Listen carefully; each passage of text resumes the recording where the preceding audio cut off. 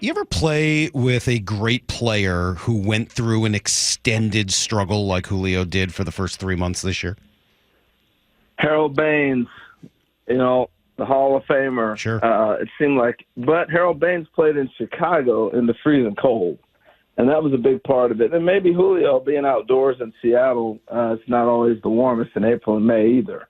That could be it. But Harold Baines would always be hitting like 180, 200, and he'd finish the year with all-star numbers. And I remember playing with Harold. I played with him in Baltimore, and he was off to another one of those typical Harold Baines struggles, and this guy never panicked.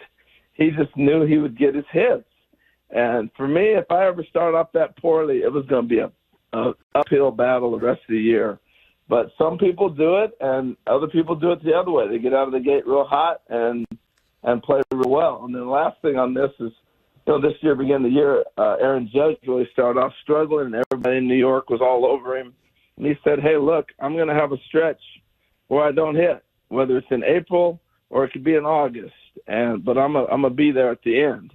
And sure enough, he got through that struggle in April, and now he's on pace for another 60-homer season. By the way, Harold Baines, in his age 41 season, had an OPS of 754.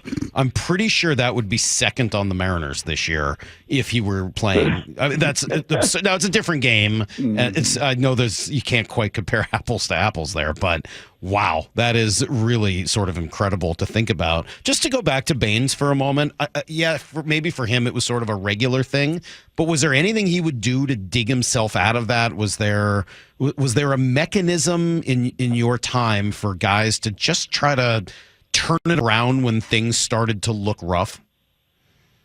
He just hit a lot. He spent a lot of time in the cages, and he never panicked. I remember there'd be times he'd hit line drive after line drive or strike out and come back to the bench, and he'd be designated hitter, and he'd just pull off his batting gloves one finger at a time, just as calm as ever.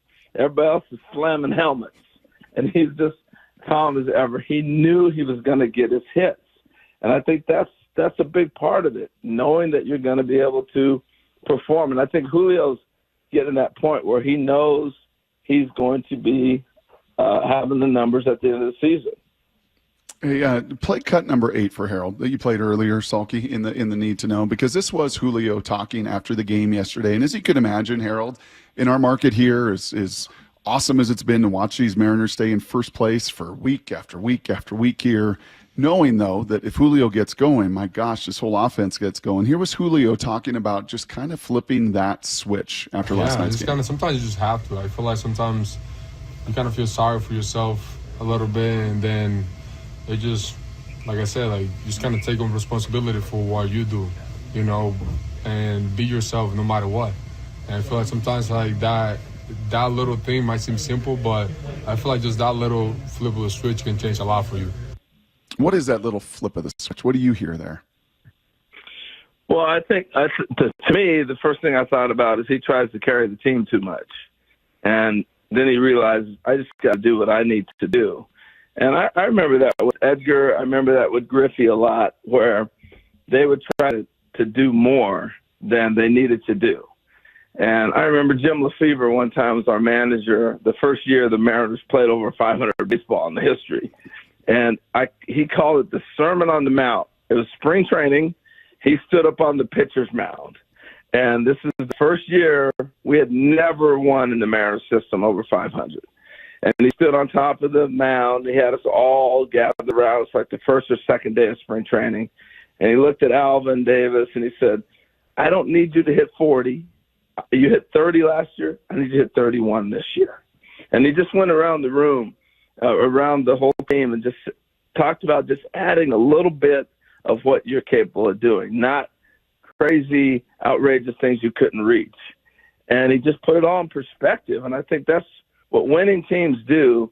You have guys a lot of times have career years like Arizona, and then they come back next year and you go, what happened to the Diamondbacks? Well, they had career years.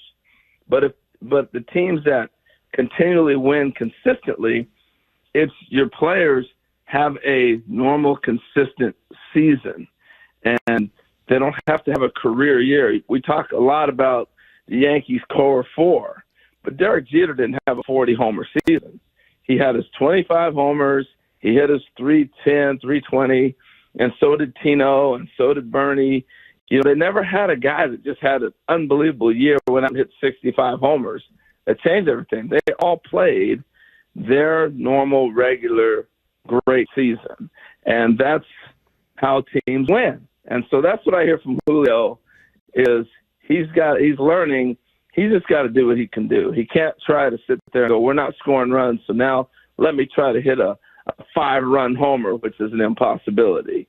I got to get my base hits and drive guys in when presented.